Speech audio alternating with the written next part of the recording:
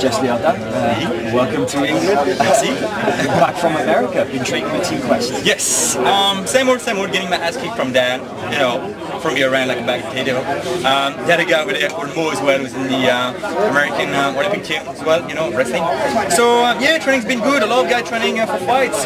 May was training for his fight, Christophe, Thierry Sukuju, Soha, Dan's training now as well. We had Alberto Cran, we had Homolo, who's a very good grappler, we had Mark Bokchek, so a lot of very good guys, so it was great. Now, this is the second time in Team Quest for you. Do you think that after this fight, if everything goes good, you go back? They did offer me. I talked to Yves Sim, used to be a great wrestler, a good fighter, and who now runs Team Quest, who is behind the scene. And he said it'd be very interesting for me to move there full time. They will look after me, I'll be part of the team, I'll be in the house there with all the fighters, I'll be even helping a little bit on the coaching side and stuff. So it's something I'm really considering. You know, it's a lot of things. You know, I just opened my gym, it's been a year now, it's running very well and stuff like that. That means I'm going to have to leave everything behind. So it's a big choice to make. So I know I said that the last time I said that would be the fight which would decide. The fact in my is after the fight, you know, nothing much happened. I had to renew my contract and so now I renew my contract, so I know what's coming ahead. Because I'm a pay-per-view, now there's more money coming in from the sponsors. So things start going to place. The only thing I need to do is kick some ass on Saturday. And fight against Marcus Davis. Yep. Interesting fight. Interesting fight. I think a lot of people are just underestimating me beside him. I don't think he's actually underestimating me at all. I think he's in fact a little bit nervous. I think that's why he's been taking so much shit. Because he knows, and he's a fighter like myself. You know, he's not one of those geeks who's on the internet and look at the record and say, this guy is good. You know, he's been doing his own work. He's been looking at my fight, and he's still what I've got. You know, I can bang, I can take a punch, and I can grapple. And before I could wrestle, I can. Now he said in a couple of interviews that he thinks the grappling in the UK is not as good as America. Do you think that's a hint maybe that he wants to take him down?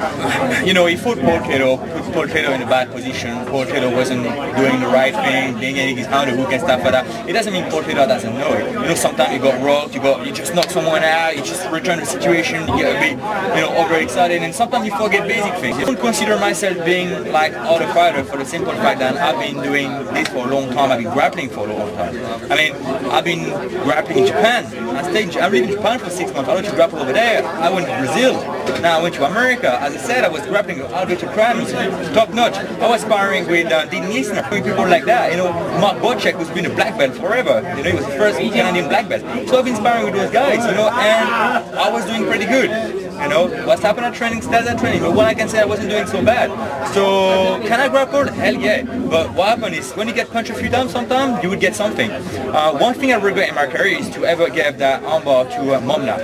This fight, I wasn't myself. Basically, as soon as I stepped into the cage, I wanted to get out. I didn't have the right surrounding around me. I didn't have the right people around me. I shouldn't have taken that fight. And as soon as I stepped into the cage, I was, you know what, I want to go home right now. And I can truly say, and I'm very embarrassed to say, that I gave my arm away in that fight because I just wanted to go home. That would be the turning point of my life. You know, from there on, I was so embarrassed and so upset with myself that I didn't sleep for weeks. You know, and after that, that's where it all clicked, and I started training hard. I said that's never gonna happen again. But what I'm trying to say here, that's the only submission loss I've got, and the worst, I just kind of gave it away. So I'm hard to submit. All I can say is, if you think it's gonna take me down and submit me, that's not gonna be a good thing. Cool. Do you have a message for the fans or fighters only readers at all? Thank you to everybody who always supporting me. You know, I've been having a rough time. I remember 3 years ago, a lot of people were talking smack about me on Cage Warriors and all these people, you know, and all saying, oh, I was fighting guy maybe not quite as good as me. They would say, oh, Jess gonna lose, Jess gonna lose, Jess gonna lose. And all these same people now come to me and say, wow, Jess, you're so awesome. You know, so these people is like, all right, thank you. But the people that like to really thank the people who've been there with me all the time. You know, people from Fight Only, people like yourself, people like Pierre and all the other fighters always behind me and say, you know what, Jess, you've got to ski, you just need to train, you need to sort out your nose and all those things. So all the people who've been with me since day one, they've always been supporting me. I'd like to thank them very much because, you know, they give me the support and the strength to be who I am today. Thank you and good luck for the weekend. Thank you. Cheers.